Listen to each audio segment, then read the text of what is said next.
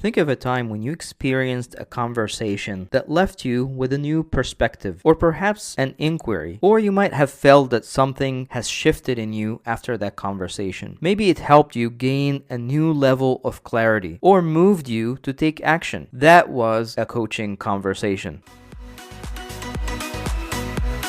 Hello and welcome to the Coaching Conversation podcast. This is your host, Salah Al-Laythi. I'm delighted to have with me today Antonio Espinoza. And Antonio is a trainer, mentor, and executive with the New York Center of Nonviolent Communication. He has over 1,500 professional nonviolent communication as a trainer. Antonio worked in 25 countries in 2 languages. And I met Antonio in an 8-week discovery course of nonviolent communication that he led. And I was really intrigued by a lot of the work and concepts that I learned in the class. So I invited him to share on the podcast. Antonio, welcome. Hey, thank you. Thanks for having me. Love being on spaces where we can talk and share more about all this work. So thanks for the invitation. Happy to be here. I'm glad you're here. So I usually start by asking about what's your story? How did you end up doing the work that you're doing? So if you want to share. Yeah. A lot of times I think people joke and they're like, it happened a long time ago when I was a child, but I think it did happen when I was a kid. I think the story for me goes back to the day that I started looking for something like nonviolent communication was this day that taught me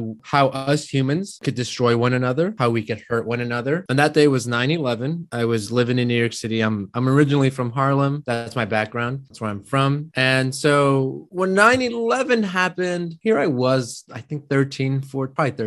And everything from that day forward, just all the fallout from war and all the collateral damage. I was just like, there's got to be another way for us to solve our problems instead of just hurting one another. And as much as I asked around and looked around, I think the answer that I got back was, hey man, this is going to be a part of life. People are going to hurt one another. They're going to hate one another. They're going to want to destroy one another. And I didn't buy it. At the same time, I didn't have something to say we could do something different. So it started my inquiry, and my inquiry took me to college. I didn't find it there. And then, as I like to say, what do you do after you're done with college? When you become a farmer? And that's what I did. And I became a farmer, and I moved away from New York City, where I lived just about my whole life, to one of the most rural places in Maui, which is where I became a farmer. And oddly enough, that's where I came across the work. As a farmer, I worked with a small staff of about 10 to sometimes 15 other farmers. And we all lived together and worked together at this farm. And that's where this idea of needs, human needs, was introduced to me, because the idea was, well, maybe when we're in conflict, maybe when we're arguing about something, we can try and figure out what our needs are. And I was like, okay, there's something to this. So I read the book. I took a couple of workshops out there, and then I did something really crazy of moving back to New York City. So I left Hawaii and I came back to New York. I met my teacher, Tom Bond. I went to one of his introductory workshops. We always host free introductory workshops. Right now they're online, of course. I went to one of the free introductory workshops that we host on the first Monday. And I said, Tom, I'll do whatever it takes to learn this. That was in 2012. And ever since then, the train has not stopped, so to say. So I've been working with Tom, with the organization ever since then. And quite frankly, I've dedicated just about, the past 10 years or so to just learning, to practicing, and to really sharing this idea of nonviolent communication with, as many people as I can who are interested in this work. I don't remember exactly how I came across the work of nonviolent communication, but I think it might have been just getting the book first, or maybe through the compassion course. But I think it's very intriguing in terms of this idea of feeling and needs, which we're going to explore in a little bit. For those of us who don't know or are not familiar with nonviolent communication, what is nonviolent communication? I think it's funny because one of the first conversations that my teacher, Tom, had with the founder of nonviolent communication, the founder of NBC was this guy named Marshall Rosenberg. And he goes, Marshall, what the hell is up with this name, nonviolent communication? It's a turnoff. And I think at the beginning it was for me also, and it could be for so many people. And the idea dates back to, I think it happened in the 70s. There was a big non-movement, non-violence, non-meat eaters and things like that, non-pollution. So Marshall was like, look, I'm stuck with it. I don't like it either. The idea, I think, is very fundamental in that the idea of nonviolence,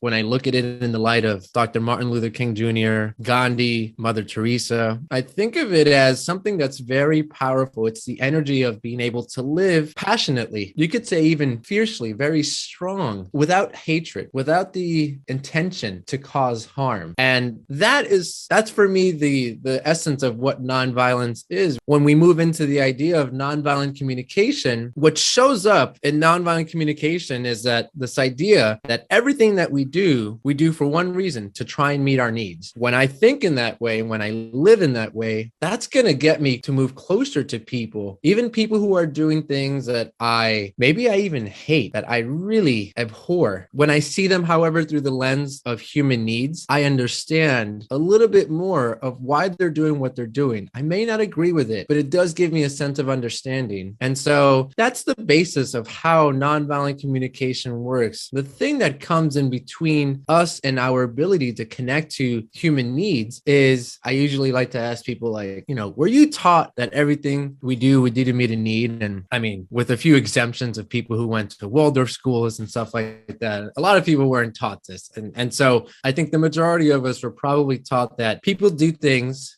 I do things, you do things, we all do things because there are what we could call right ways and wrong ways of doing things. There's a should and shouldn'ts of the world. There's also the good and the evils of the world. And I like to place those types of thinking under moralistic judgments. Those are the things that we think about as to why people do the things that they do. There's a right way, there's a wrong way, there's good and evil. And when I think about that, when I have judgment thinking, it tends to disconnect me. I usually I put the question out there, how many people are up for having a conversation? When we're in a workshop, I ask people, how many people are up for having a conversation about how stupid and ignorant they are? And again, you probably get one or two people, but the majority of people are really not up for that. And it's a funny thing because I still have that show up where I want to tell maybe a friend or a family member, hey, I think you're being a little lazy. And it's not going to really help us to talk. So what we do in nonviolent communication is, number one, we don't tell people to stop judging, because if we go back to the main idea, everything we do to meet a need, then we could say that judgments are attempts to meet needs. And Marshall Rosenberg used to say that judgments are tragic expressions of unmet needs. And so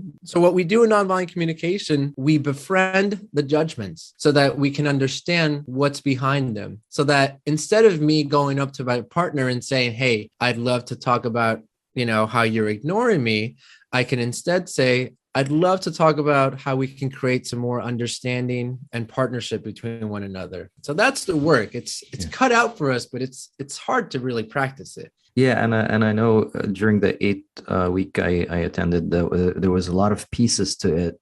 The empathy, the judgment, the request, and observations. There are a lot of things that are connected, but it all started with the feelings and needs. I think that's really what got me really curious. I mean, there are a lot of literature out there and movements around like emotional intelligence and identifying your emotions, emotional agility, labeling them, and all that stuff. And that's still good because a lot of us have not really been taught the feelings and identifying them and labeling them. But what got me really most curious about the NVC was the connection between feelings and needs.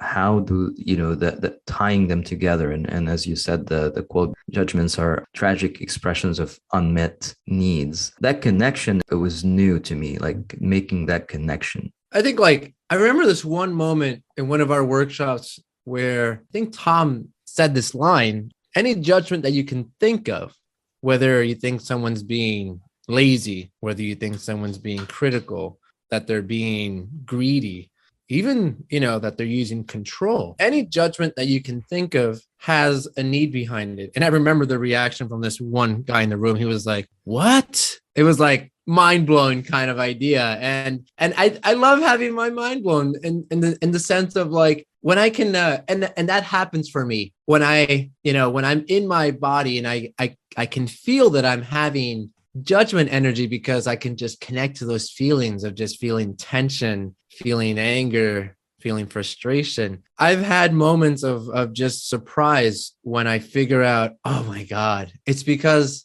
it's because my feelings are telling me about something. They're telling me about my needs. And when I figure out what the need is, I'm like, oh my God, like, yeah, I love understanding. I love consideration. So I love what you brought up there, because feelings, in a way, the way that we look at them in nonviolent communication, they are an indicator, we could say, of how our needs are doing. And the way that we can figure that part out is by figuring out, well, what do feelings have to do with needs? Well, when our needs are met, we feel pretty good. We feel excited and happy and all that stuff. And when our needs are really, really met, when things are going really well, right, exuberant and just jubilant and full of energy. And the opposite happens when our needs are not met: frustration, disappointment, all that stuff. And then, of course, when they're really not met, we can just get to that place of being angry and depressed. So we can start understanding the connection between feelings and needs, that our feelings are letting us know of how our needs are doing. And so the more that I can go to that internal place of feeling my feelings, which is not an easy thing, and I want to point that out. Here I am 10 years into this practice, and I'm not fully ripe.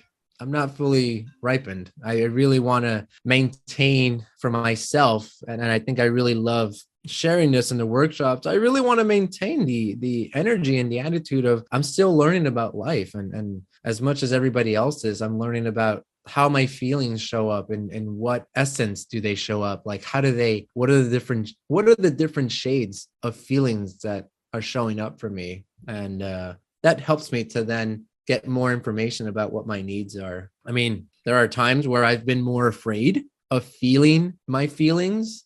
I remember this one time when I was maybe 2 or 3 years into the practice of NVC and working with the New York Center for NVC. I was waking up with this kind of like heavy chest, like as if there was weight on my chest kind of feeling. And it happened for a couple of months. And eventually I got around to waking up. And as soon as I was awake, writing down what was going on in my body to get a little bit more information, to just keep on following that trail of information, if you will. And it took me a little bit of time, but I figured out that what my body was trying to tell me was that I was really worried. I was really concerned about security, because I was volunteering this whole time for 2 years and just living off of savings. So of course my body's going to be like, whoa, dude, like pay attention to security, because you still got bills to pay. You still want to take care of yourself financially. And to be honest, when I was waking up with that feeling of weight on my chest, I was more freaked out about trying to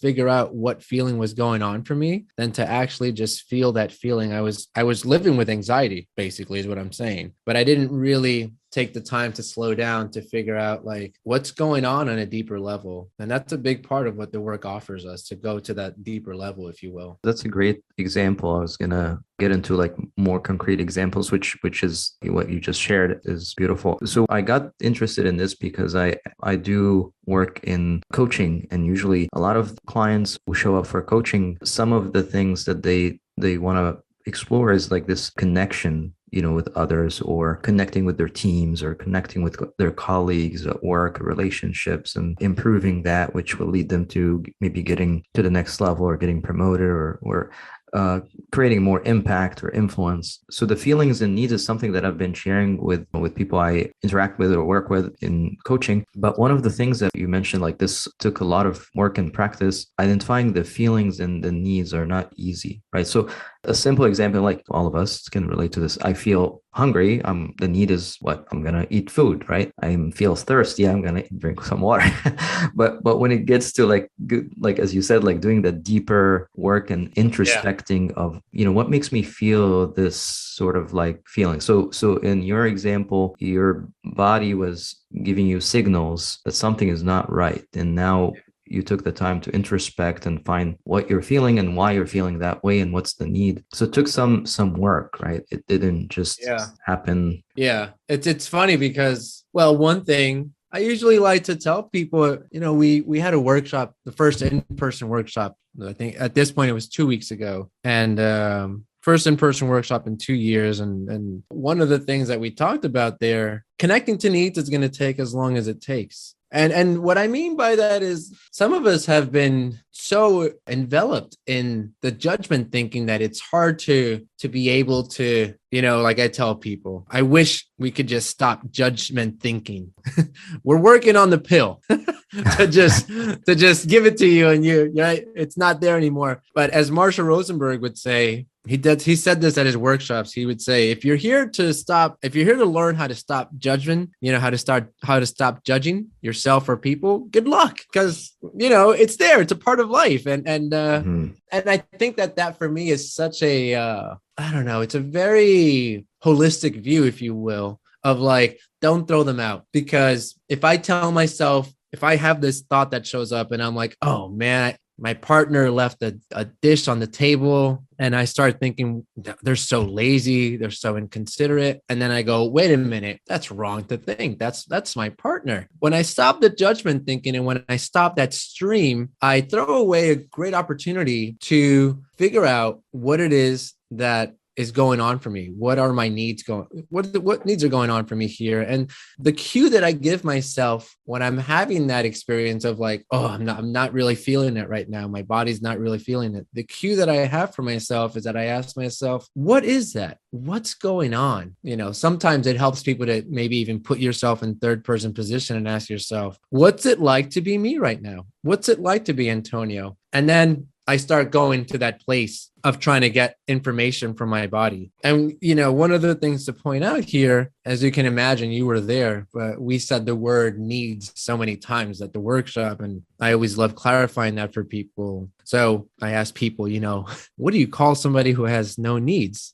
And sometimes I'll get the response, enlightened or spiritual being, but I'm like, I don't know. I spent a lot of time at spiritual communities in Hawaii, and I didn't meet anybody who, didn't need air and didn't need water. And so the response that I kind of came to was that if you have no needs, you're probably not alive. You are dead, another way of saying it. So then we could say makes needs part of life. They are what I like to call life energy. They're the way that we can wrap our minds around this thing that we're having called the human experience. And going back to what you were talking about, especially, I find this to be so helpful. We've just to point out, this is something that's been taught in Fortune 500 companies. Big tech is taking this on big time because it's a software. We can think of it as a software. You can apply this to so many different instances where you want connection. And I make that so clear for people because I don't always want connection. Am I going to work it out with the cashier? I don't know about that. Am I going to work it out with the bus driver? I don't know them too much, right? If someone cuts me off on the highway, I'm going to be like, oh my God, what an asshole. And because I don't live with them, I'm going to let them fade off into the horizon and probably never see them again. But then the question comes like, where do I want connection in my life? Maybe I want it with the people who I'm close with, maybe people who I spend time with. And I want to make that choice from an internal place of not telling myself, oh, I should check in on what needs they're trying to meet. But I want to do it from a place of like, do I want connection right now? And my body's going to let me know if I want it or not. Because sometimes I don't, because I might need some connection with myself first. One of the things at the workshop, it's so critical. On airplanes, they do this thing of telling people, put your oxygen mask on before helping others. And man, like I've had moments where I have skipped that step and the relationship has paid the price. The connection really suffered because I thought I should care about this person. And by not checking in with myself, I can come from a place of I should do this and it doesn't really go too smoothly. So the first place and the way that this work happens is from an internal place. One time I heard someone say NDC is probably like an 80% inside job. The 20% we could say are the words that we use, but the real action happens from within. And that's what's going to lead me to then get into a deeper place of connection with other people around me. That's a great metaphor, the putting your mask on first, or your oxygen mask. And I use it often, especially, and I know we explored this idea of empathy in the workshop as well.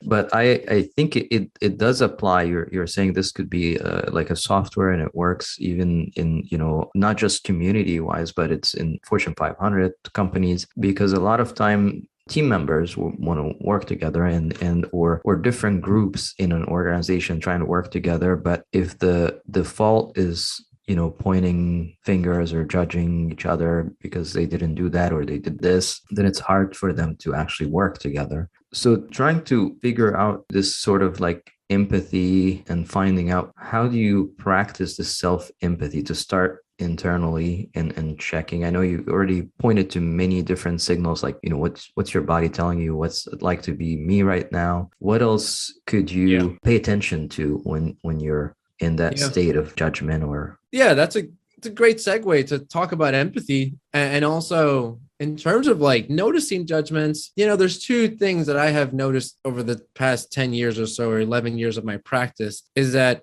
there's a big difference between being in what I call a judgment body and a needs connected body. When I'm in my judgment body, my thoughts are very fast. They're very fast paced, and I'm just right. I'm like, this person is a this, they're a that. They don't care about this. They care about that, and so that is one of the keys that I love to pick up on when I'm trying to figure out what's going on for me. Of like, wow, like I can so tell that I'm in a judgment body. I'm tense, having fast-paced thoughts. My arms are tight. Maybe I have sweaty palms.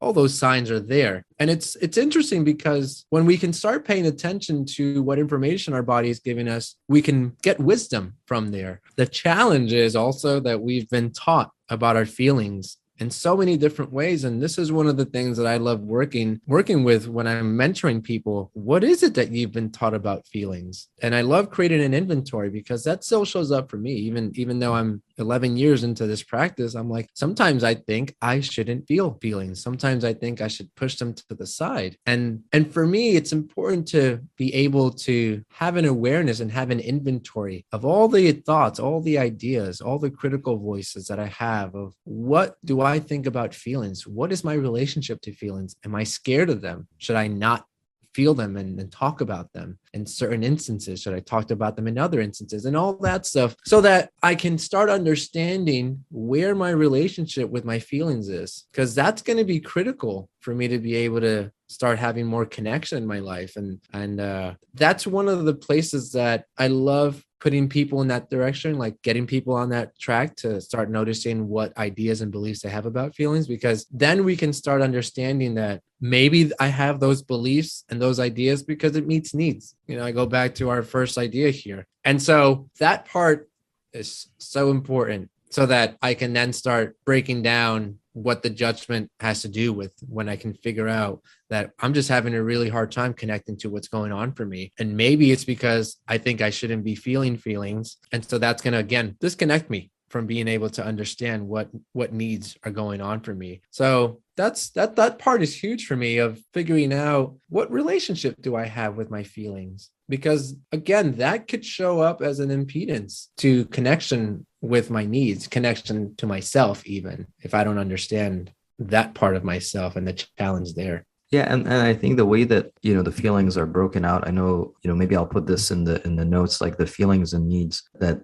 break it down to feelings with met needs and feeling with unmet needs. So we're talking specifically about the feelings with unmet needs, right? Yeah. The met needs, like thankful or appreciative, or there's no need that goes with that, but like a feeling like of angry or upset or aggravated, then that might be a point of introspection, like what's causing that, what do I need right now? So how do you find this sort of like, when you have a feeling? I mean, I know it's not easy to just identify the feelings, and that takes practice on its own. But then now we're talking about, okay, once you've identified the feelings, you are trying to figure out, what is it that I need?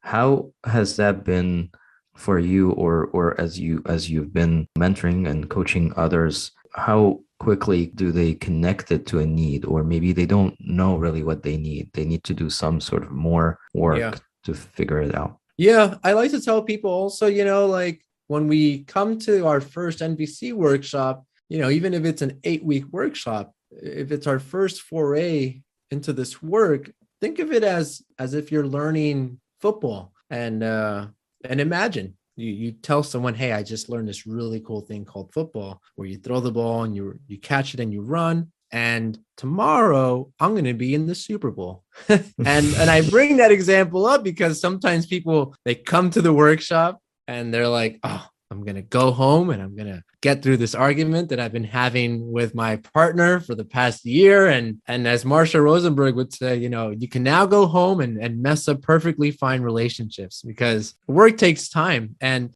so it's interesting because I think when we're talking about Super Bowl moments, sometimes it's going to take a little bit of work to get to what I would call some really important core needs there. And even when I figure out what the core needs are, I'm like, oh yeah, like there's some really important needs here, with my partner: communication, trust, mutuality. And, those are really core needs that I really want to talk about in the relationship. And maybe before that, there are some, what I would layer needs that are important to come before that. So that if I want communication, trust, love and care, maybe there's some needs that come before that. And maybe some of the needs that come before that are for understanding. And maybe before understanding, there's self-connection. So it's interesting because we can start, and that might take some time, especially when we're breaking down really big things in our life. I think I love this work sometimes because it works in interpersonal relationships, and it also works with our own relationship to ourself. When I think about things from my past that I want to connect deeper on, it's not going to happen maybe in that moment that I'll figure out all the needs possibly. Maybe it will, but maybe it doesn't. And so the idea here is to maybe I love the word, to remain curious of what could be there. What's going on for me? What's going on for the other person? That's the energy that I want to cultivate with this work, instead of it being very black and white of like, it's this need, this need, this need. It's like, maybe it's that need, and maybe it's also this other need. And so that energy of curiosity, I think it just helps us to maintain what I would call a sustainable life practice. I think that this work, it's life work. I'm going to be continuing to be curious and to learn about my life and to learn about others and to learn about humanity for the rest of my life. But I want to remain I want to keep this curious perspective, if you will, of like, yeah, what could be going on there? And that goes for myself when I'm trying to figure out my needs and maybe trying to figure out the needs of other people. That curiosity helps me to just maybe keep going instead of just being like, oh, it's this need. Being curious kind of like maintains an open space of so many possibilities being there. And I love that energy. And, I haven't named this yet, but once I can figure out what my needs are, because people are like, well, what do we do? Well, once we figure out what our needs are, well, that's where we can figure out strategies. That's where we can make requests to get needs met. And that part for me kind of shows up like magic sometimes. And then, right, I think we have to go through that experience to know what that feels like. But like, people are like, well, I want to figure out solutions for the problem. And I trust that we'll be able to figure out solutions for problems if we can start at this base of figuring out what the needs are and start from there, and from there go up and start figuring out where do we branch out for different strategies and different ideas and solutions here. And it's important for us to figure out solutions. But as I like to say, once the first part is figuring out the needs, and once we can figure that out, the next part of figuring out solutions and strategies, I think that kind of shows up, and we go into this amazing brainstorming place because we got a lot of information about what needs are on the table now. Yeah, I love the idea of being curious and remaining curious, because, the opposite of that is judgment, as you mentioned earlier. If you're judging the person, less likely to know what they need or how they're feeling. But one thing I wanted to highlight here is this, idea of sometimes you're curious and you ask the person, what do you need? And, you get probably the answer, I don't know. what I need. So one of the things I learned also is this idea of guessing, which was very intriguing and interesting. Like you might have an intuition around like what this person is feeling or needing, and it's okay to offer that intuition. It's okay to tell them, are you feeling this because of that? So say more about this idea of like just offering that intuition. It's funny because I remember when I learned NVC and I was like, oh, okay. So,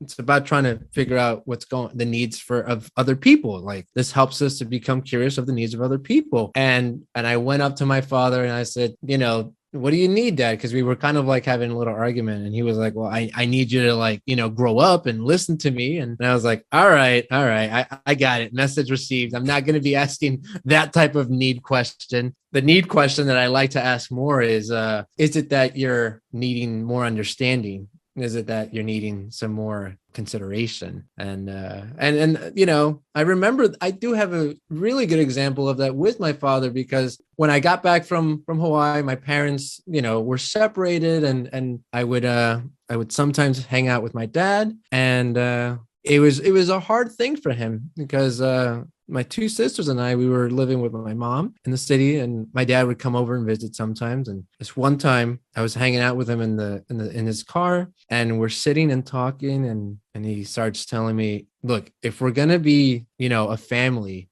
you guys have to call me. You guys have to make plans so that we can actually stay together as a family. And I'm over here I'm like, Dad, like, I'm really busy. I've been doing this NVC stuff. I got a lot on my plate. So I don't know what to tell you, man. I thought I had like explained it to him. No, he comes back and he goes, yeah, but if we're going to, make this thing work, you guys have to show up, and we got to make plans, got to stay together in order to be a family. And I'm like, did this guy not hear me? And I explained to him again. I'm like, Dad, I'm really busy. I know my sisters are busy. They're in the middle of midterms in school. They're in college and trying to graduate. So I don't know what to tell you, man. And my dad, just said the same thing again. Like, look, I don't know what to tell you, but if we're going to make this family thing work, you guys got to show up. And by that point, I could notice that frustration showing up for me and that tension showing up. And so in my head, I'm hearing Marshall Rosenberg's words, everything we do to meet a need. And so I turned to my dad and I said, Dad, so I'm guessing that you really miss us, and you really would love to spend some time together and really stay close. Is that what's going on? And he was like, yeah, I love you guys and I miss you and I would love to stay in contact. And that was a different experience for me, because most of my life I had seen him as this didactic, careless father who just, it has to be his way. And that moment changed of how I saw him. I saw him as this person who really cared and had a lot of love for his children and really just missed them. And that really helped, because I was like, it changed how I saw him so that I could move closer to him, because I wanted to, it should. And so, we hang out a lot, of course, and I love the guy, but that helped me to change how it is that I saw him in the relationship, because I like to tell people, like, I do this for myself. My dad still says things that I'm like, what the, but I'm like, this at least gives me a different perspective on how to hear his words. That's a great story to illustrate, like how you just asking that question of, what is it, or is it this or is it that? Yeah. Rather than, what do you need? So yeah. And yeah, that's another response is like either I don't know what I need or I need you to do this. So it's exactly. like that's not a need for I'm asking about what you need, not what you need me to do, right? Exactly. And it's funny because when we ask someone what do they need, it's like giving them homework. It's like, go do your stuff, and they didn't even ask for it. That's the other part of that whole thing. Yeah. So we've covered this. I know there is 4 steps or that kind of like bring it all together. Yeah. And you touch upon each of those steps. That I think the finding out what's happening for you, and then what's the feeling, and then the need for you and maybe the other person, and then maybe you can talk about those steps. And the last step would be asking for what you need, right? So that's kind of like, this is what I need, but I don't know how to ask for it now. Like, how do I ask? We call that, it's funny, like they call that step in the book requesting, which is funny because I've changed it I've changed the way that I look at requesting as more of a conversation, as a dialogue between two people. So it's not just a one-way street, like I need this. And the first part of what we could say, Marshall Rosenberg's 4-step process was the observation, which could be, what is it that happened? I'd like to say observation is something that has occurred, something that happened, something that maybe I saw or heard. And I'm not including the judgment in there, which is that, I could say the observation is my sister left the dish in the sink. That's the observation. If I mixed it with my judgment, I could say, my sister doesn't care about me and she left the dish in the sink. But if I just leave it to just a pure observation, it's that, she left the dish in the sink. I'm feeling frustrated because I'm really needing consideration. And I could say that the request is, could you clean your damn dish? All right. It's like, I figured out what I need.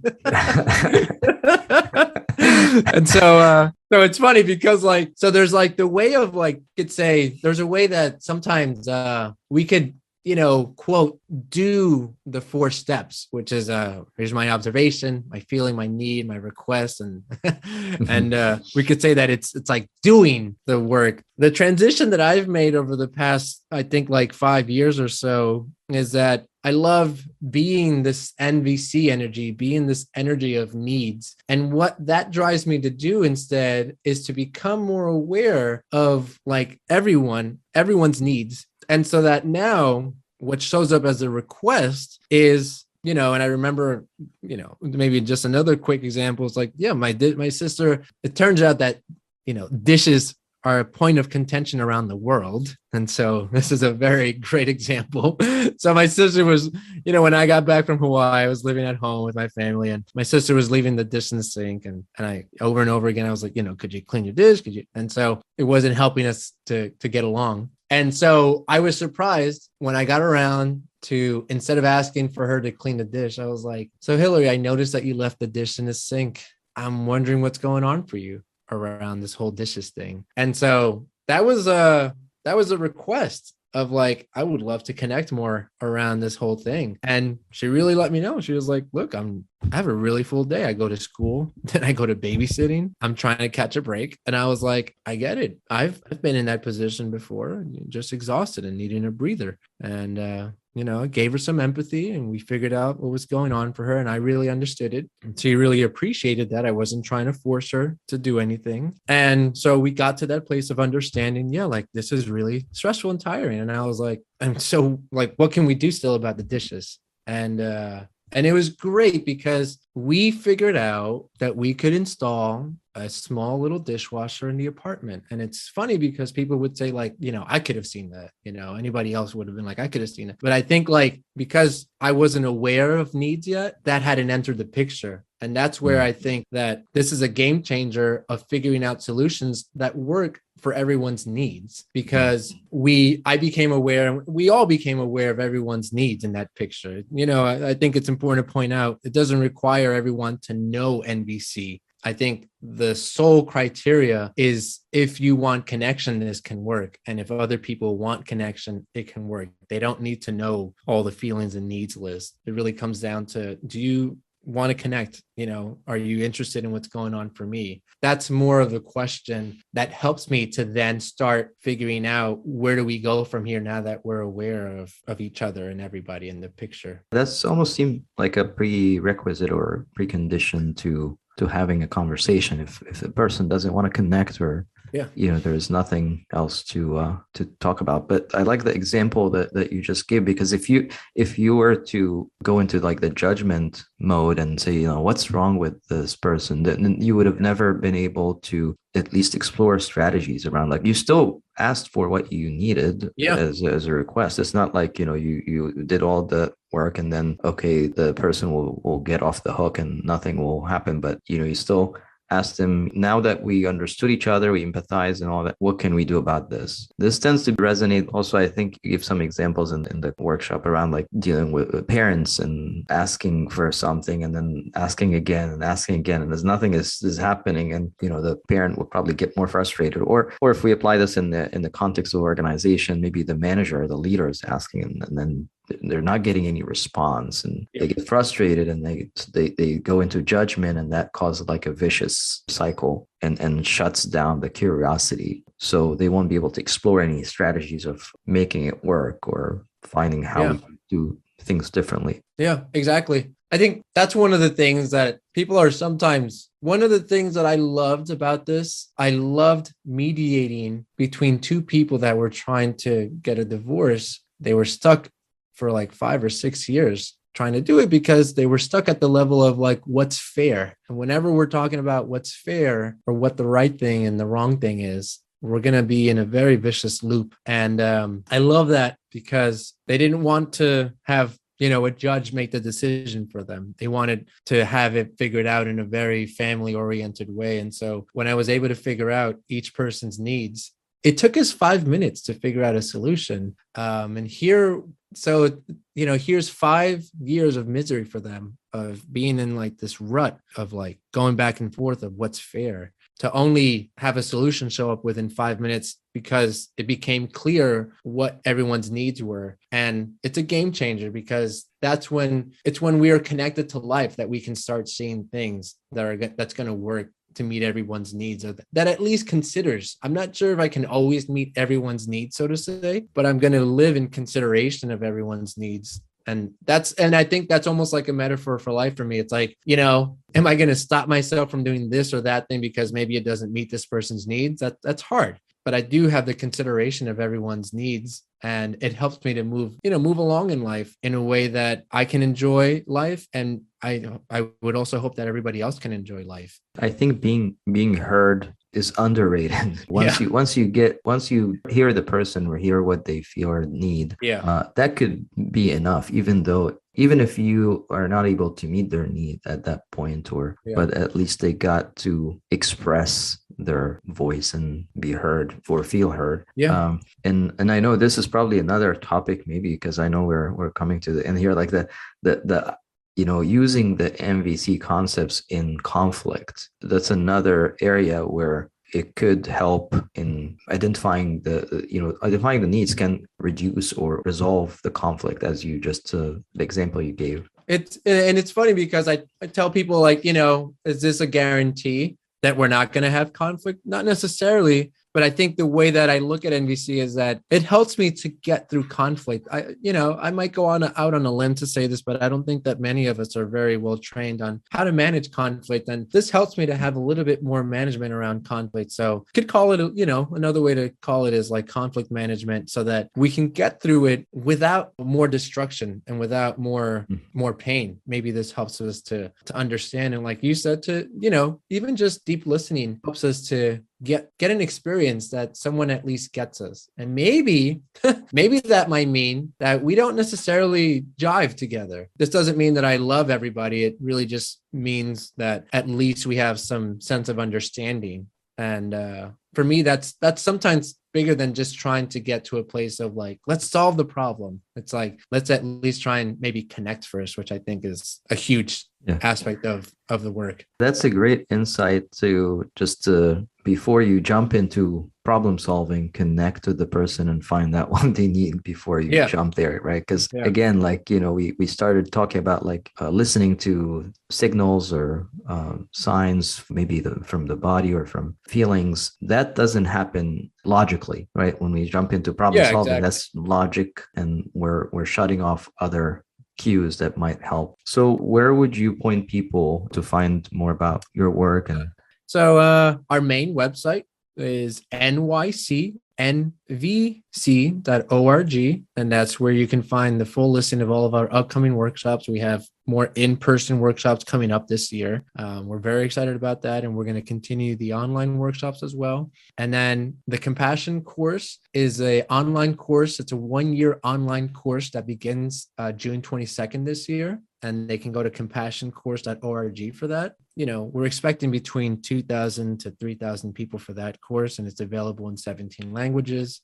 I teach it in Spanish, and we're growing every year in the number of languages that we can offer it in. So that's a great resource for people as well. So any other last thoughts or insights you want to offer? No, I think, like, just to wrap it up, I think for me, this work really is that question of self-inquiry. And it's so funny. It gives me the skills of being able to practice compassion and empathy that I was told, be compassionate, practice empathy, but I didn't know how to do it. Right. And this work helped me to do that. So the more that we can have that energy of curiosity, the more that we'll experience more compassion and more empathy in our lives. And I love stressing that idea of it's a choice. I don't always want connection, and I'm going to always get that answer from inside here, from within me, of whether I want connection or not. Yeah, that's a great takeaway.